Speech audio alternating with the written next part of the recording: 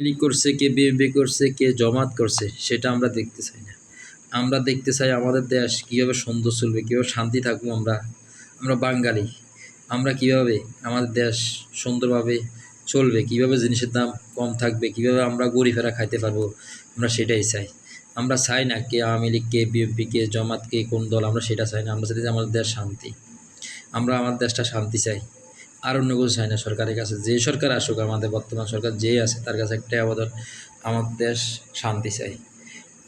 আমাদের দেশ শান্তি, আমরাই শান্তি। আমরা দেশে কোনো মারামারি, কাটাকাটি কোনো কিছু দেখতে চাই না। আমাদের দেশ একমাত্র, আমরা দেশটা শান্তি চাই, শান্তি মতে বসবাস করতে চাই। সেটা আমাদের বাংলাদেশ, মাতৃভূমি বাংলাদেশ। আমরা বুক খোলা বলে করতে পারবো আমরা বাংলাদেশের নাগরিক, আমরা রোহিঙ্গা না, আর আমরা ভাসি আসি নাই, আমরা বাংলাদেশেরই আমরা ছেলে। আমরা সাধারণ মানুষ হিসাবে আমরা সরকার কাছে এটাই আবেদন যে আপনি যেভাবে দেশ চালান কোনো আমাদের আপত্তি নেই। তবে আমাদের কিছু লোক অনেক কষ্ট কালাসের দিন যেতেছে, তাদের চাকরির ব্যবস্থা করে দেন। বাংলাদেশের বিভিন্ন কোম্পানি আছে, কোম্পানিতে প্রতি ঘরে ঘরে একজন করে চাকরির ব্যবস্থা করে দেন। এক ফ্যামিলি থেকে যদি একজন চাকরি করে তাহলে ওই ফ্যামিলিতে তার কষ্ট থাকবে না, তার দুঃখ থাকবে না।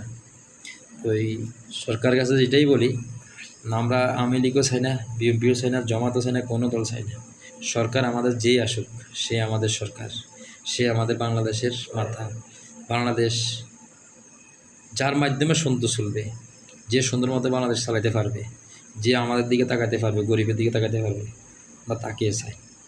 আমরা আজকে আপনার টাকা আছে, আপনার পিছনে হাঁটবো না। আমরা আজকেরও ফকির, কালকেরও ফকির। দিলে আমরা কাজ করে খাইতে হবে, রিক্সা চালিয়ে খাইতে হবে, বদলে দিয়ে খাইতে হবে, আমাকে খানা উঠে দিবে না। তো আমরা চাই দেশটা শান্তি। দেশ শান্তি চললে আমরাই শান্তি। আমাদের দেশে কোনো মারামারি না হোক, কাটাকাটি না হোক, সেটা হচ্ছে আমাদের বড় চাওয়া।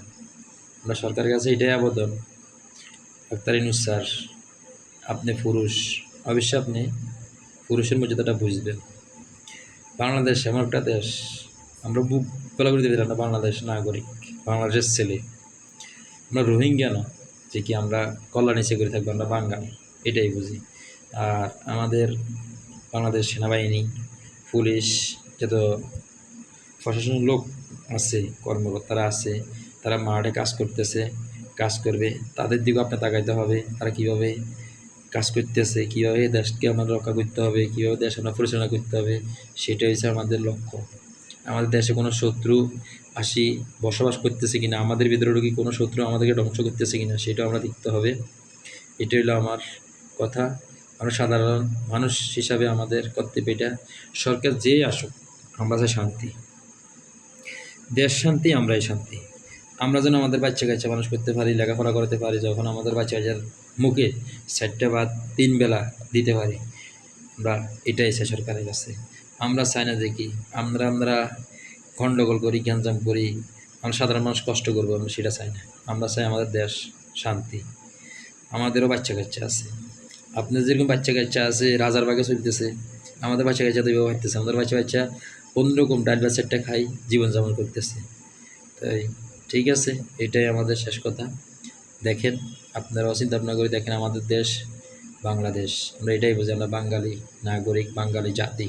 বড় গলা করে আমরা বাঙালি নাগরিক, বাঙালি জাতি।